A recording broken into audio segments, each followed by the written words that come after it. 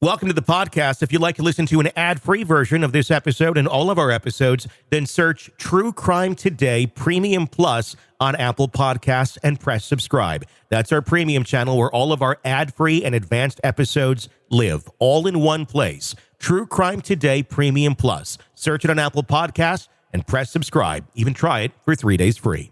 You're about to take a deep dive into one of the biggest true crime cases in the universe. Or, at least, on our part of the planet. From the Hidden Killers podcast and True Crime Today. In the world of crime and betrayal, few names have loomed larger in recent years than Alex Murdaugh.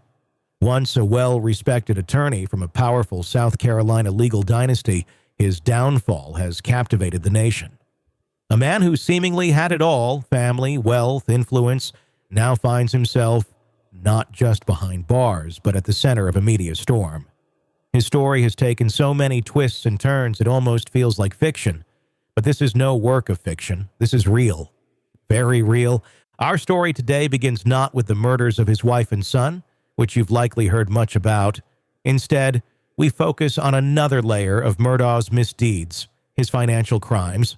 Crimes that, even in the shadow of his murder trial, paint a damning picture of a man capable of betrayal so deep it left lives in ruins.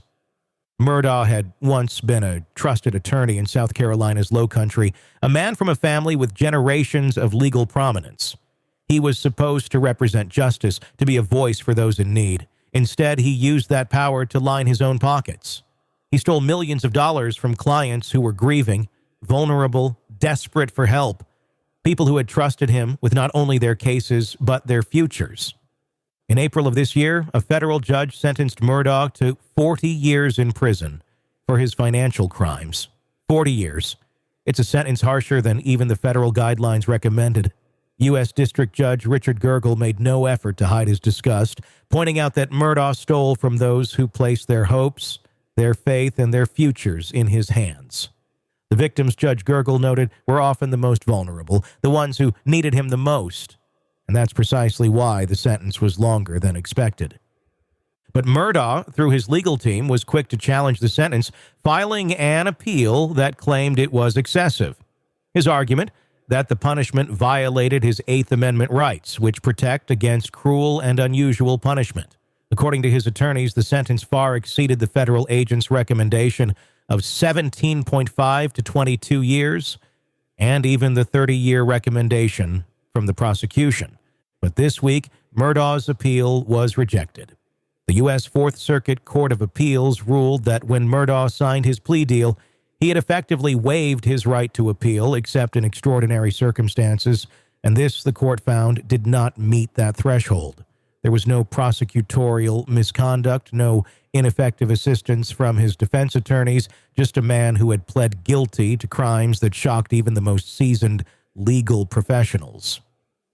You see, the plea agreement Murdaugh signed was crystal clear. He admitted to defrauding clients of millions, stealing from the dead, the injured, the bereaved. He confessed to running a financial scam that not only destroyed lives, but shook the very foundation of the South Carolina legal system. He agreed to plead guilty, understanding full well that the sentence could be substantial. And yet, when the hammer came down, Murdaugh and his team were surprised by its force. But let's backtrack a bit. How did we even get here? To understand why Murdaugh's appeal was swiftly rejected, we must revisit the financial crimes that led to this moment. Murdaugh's financial crimes stretched back over a decade. He manipulated the system, convincing clients that he was fighting for them, while simultaneously siphoning off settlement money meant to help them rebuild their shattered lives.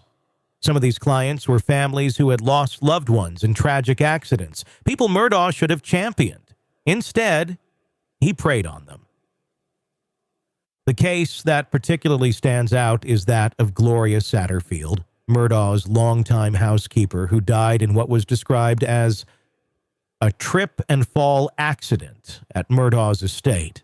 Her family was awarded a settlement in a wrongful death case, a case that Murdaugh himself helped facilitate, and yet they never saw a dime of that money. Murdaugh allegedly pocketed it all, millions that should have gone to her grieving sons. It was acts like this that led Judge Gergel to view Murdaugh's crimes as not just ordinary theft, but as something far more insidious. This betrayal went beyond financial greed. It was a betrayal of trust, a complete disregard for the people he was supposed to protect. Judge Gergel, in handing down the 40-year sentence, remarked that Murdaugh had stolen from the most needy and vulnerable. These were people who had placed their trust in him at their lowest moments, only to have that trust shattered. As Murdaugh now faces the reality of spending much of the rest of his life behind bars, the question becomes, how did a man like him fall so far?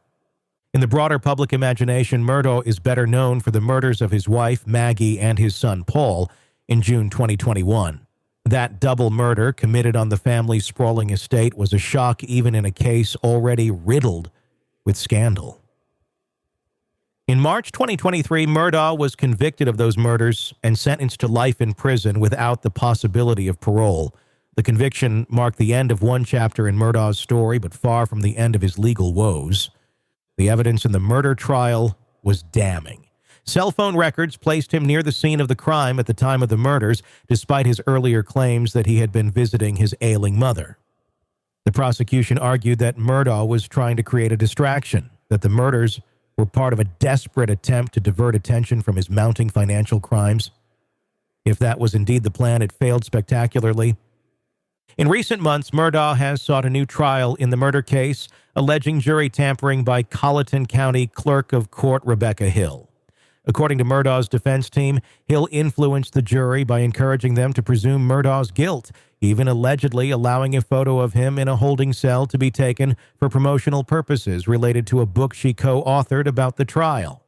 These claims, if true, could be a significant legal blow to the integrity of the trial, but Hill has denied the allegations, and the state prosecutors have supported her in that denial. Despite the defense's claims, Murdaugh was denied a new trial, at least for now. The South Carolina Supreme Court has agreed to hear arguments about the alleged jury tampering, opening the door for what could be another round of legal drama. Even if Murdaugh does get a new trial for the murders, it won't change the fact that he's facing decades in prison for his financial crimes. The 40-year sentence handed down in the federal court is to be served concurrently with his 27-year sentence in state court for similar financial offenses. For the once prominent attorney, the future looks bleak. But Murdaugh's legal team isn't giving up. They continue to file appeals and motions, challenging everything from the murder conviction to the severity of the financial crime sentences. His lawyers argue that the courts have been swayed by the public spectacle surrounding Murdaugh, that the intense media scrutiny has played a role in shaping the outcome of these trials. And there's some truth to that. Murdaugh's case has captured the nation's attention in ways few others have. From documentaries to podcasts, the story of Alex Murdaugh has been dissected and analyzed from every angle. People are fascinated by the fall of a man who once wielded so much power, who came from a family that dominated the legal landscape in South Carolina for generations. The Murdaugh name, once synonymous with justice in the Low Country, is now forever linked with deceit, murder, and scandal. For the families of Murdaugh's victims, both the financial victims and the loved ones of Maggie and Paul, the appeal rejections are small victories in a much longer battle. Many still feel the wounds of betrayal deeply, and no sentence, no matter how long, can undo the harm done. The restitution. Murdaugh has been ordered to pay nearly $9 million in the federal case alone, is a small consolation for those who trusted him with their futures. The story of Alex Murdaugh is far from over. Even as he serves out his sentences, the legal battles continue to mount. His lawyers will likely keep fighting, filing motions, and seeking every legal avenue to reduce his time behind bars. But for now, Murdaugh's fate is sealed, at least in part. He will remain in prison for the foreseeable future, a far cry from the life of privilege and power he once enjoyed. As we watch this story continue to unfold, one thing remains clear. The ripple effects of Alex Murdaugh's actions will be felt for years to come. His crimes, both financial and alleged, have left a permanent mark on the people of South Carolina and the wider legal community. The fall of Alex Murdaugh serves as a stark reminder of how even those who appear to have it all can lose everything when the truth catches up with them. And in this case, the truth has been relentless. In a world where the darkest secrets lie just beneath the surface, They said it was an accident, but the evidence says otherwise. where hidden killers roam unnoticed in the shadows. I think you would definitely be looking at a blend of toxic, very bad narcissistic personality traits, and they will be vengeful and possibly resort to violence. Join Tony Bruschi as he uncovers the truth behind the most chilling cases. They said it was an accident, but the evidence clearly says otherwise. Each episode, we dig deep into the minds of those who commit the unthinkable. To your point on narcissism, he thinks in his own mind how witty he is. Yeah. But he lost that jury. I was done with him in 2 minutes. From unsolved mysteries to infamous crimes. Geez, you've just talked about how you've taught yourself how to do everything under the sun. I bet you did a YouTube video, how to best kill somebody with a knife. Hidden Killers with Tony Bruschi takes you where few dare to go. How does someone with such a dark secret go unnoticed for so long? With multiple new episodes every single day. We're not just telling stories, we're seeking justice. Listen now on Apple Podcasts or wherever you get your podcasts. Just search for Hidden Killers with Tony Bruschi.